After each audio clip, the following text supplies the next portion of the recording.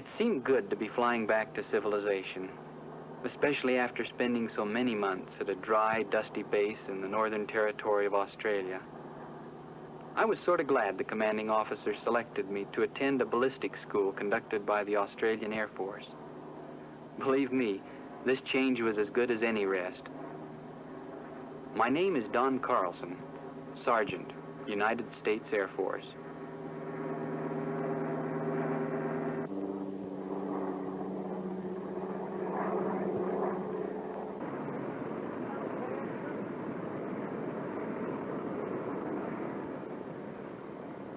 I've forgotten many things I learned at this school.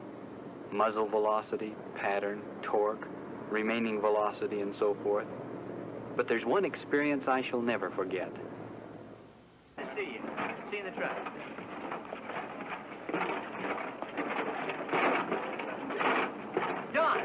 Don Carl. Hi there, Bob. What are you doing down here? Man alive, it's good to see you. I'm not going to ballistic school. What are you doing here? Oh, they had to ship out a battalion of Marines, so they sent me to take their place. This is a tough base. Plenty of spit and polish. Oh, don't tell me that. Man, look, real trees. Ah, come on, get in there.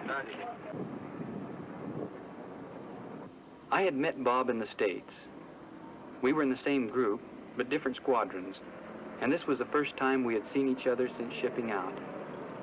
As far as I knew, I was the only Mormon there. Hi, men. Ready?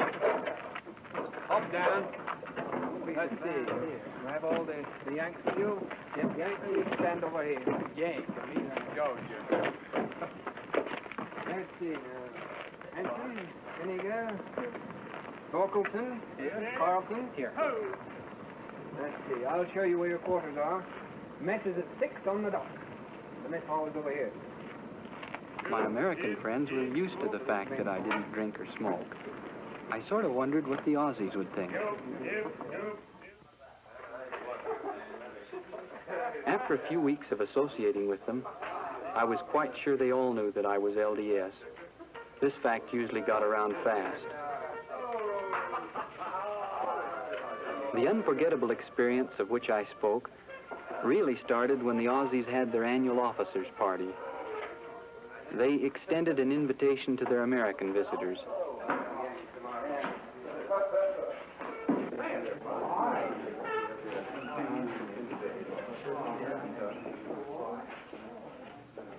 This was a big soiree of the year. Beautiful silver, linen table coverings, even candles yet. The works. Here, sit here.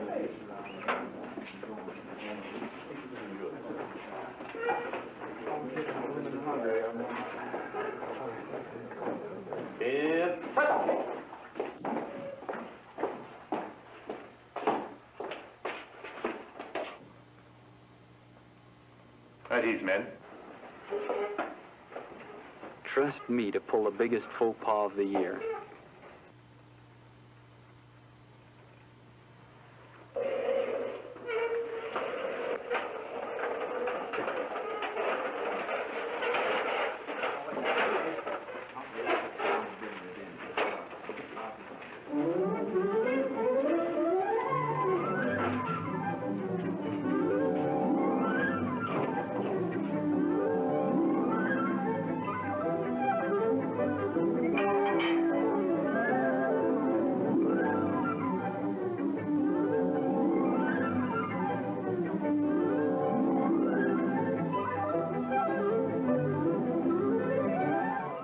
After a gorgeous banquet of everything from soup to nuts, I realized that something was about to happen of great significance. When the waiters came in with those 2 fancy-shaped bottles of wine, my heart found its way right down to my toes. Gentlemen, I give you the toast of His Majesty the King, and at the same time, I welcome and ask our American friends to join us in this traditional ceremony and this mess. You might be reminded of the necessary cooperation between the Allied forces in defeating the common enemy. I wish our American friends every success in the School of Ballistics, and I welcome them formally to this officers' mess. Gentlemen, in toasting the King, there is a traditional ceremony that we have here. It involves, while charging your glasses, the fact that you will circle the glass with the bottle before filling it, And after you've filled it, make sure that the bottle does not again touch the table. I thank you.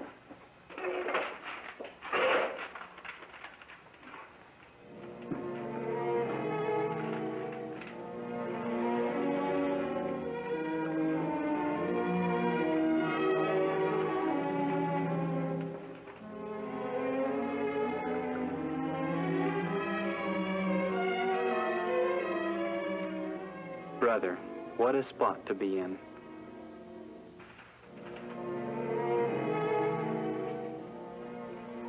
What could I do? If I refused, they might consider it a personal affront to the king and queen. What was I so nervous about? After all, one little drink wasn't going to hurt me. And if I took it, I wouldn't insult the king and queen or hosts or anyone.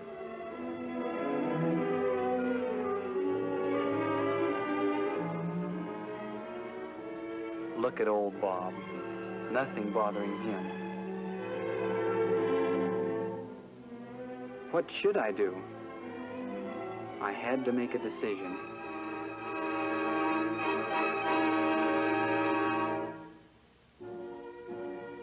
That bottle looked as big as a barrel. I had the awful feeling that every man in the place was watching me, wondering what I would do. I had the greatest respect for the royal family, but I just couldn't drink this toast. A guy has to live with himself.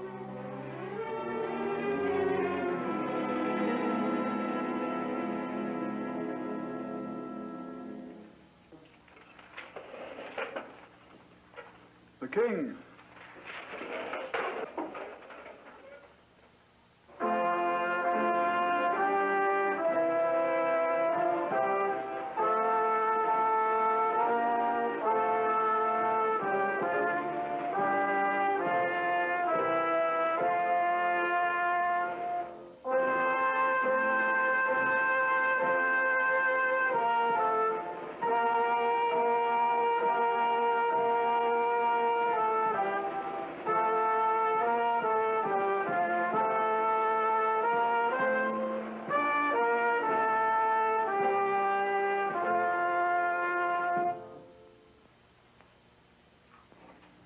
The king. The king. To the king. Bob said this was the toughest base in Australia. And maybe by sticking to my principles, I'd make it tougher. Gentlemen, to the regiment.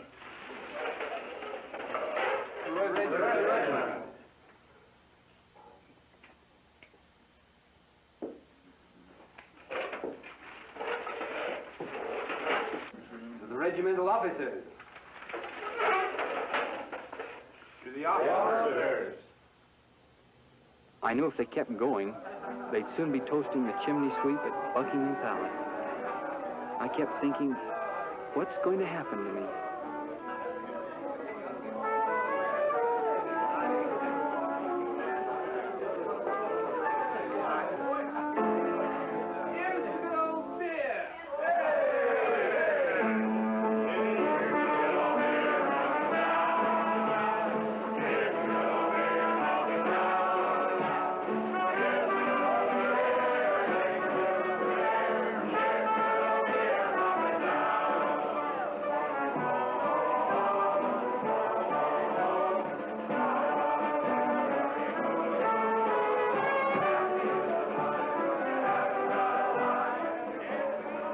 I just had to get away, and this looked like the best time to do it.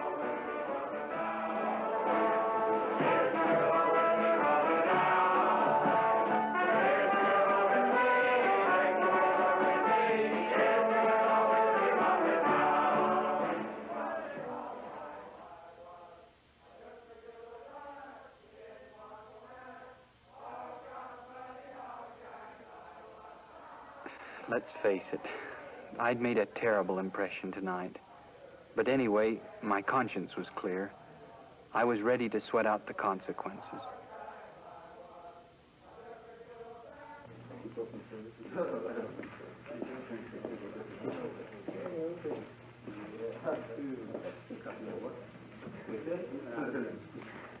Sergeant Carlson?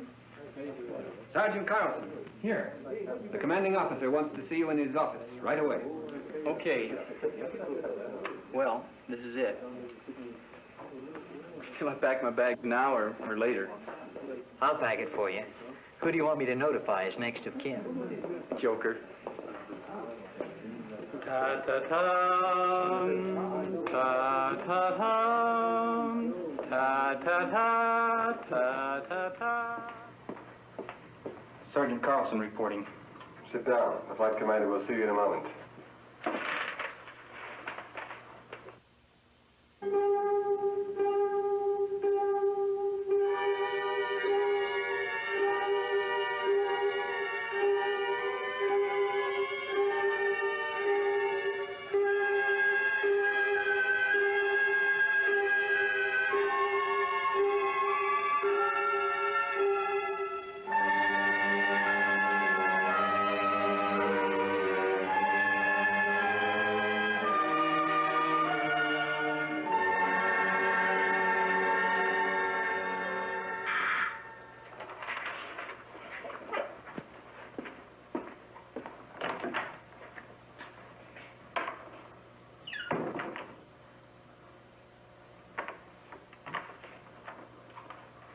You may go in now, Sergeant.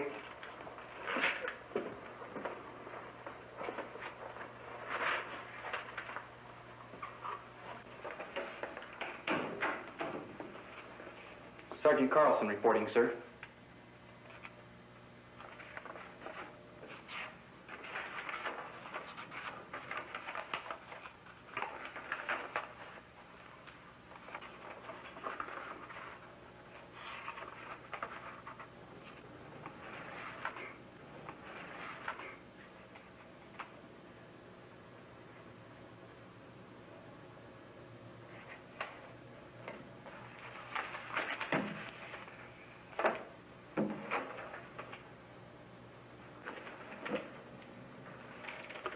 Howdy, Sergeant.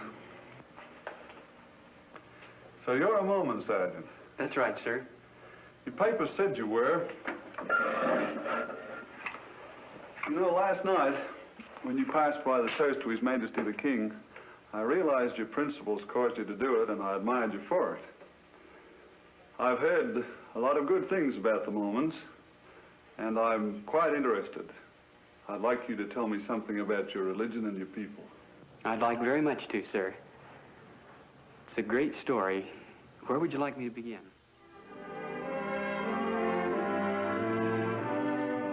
Strange how large a decision can loom at the time, and how good you feel when you know you've made the right choice.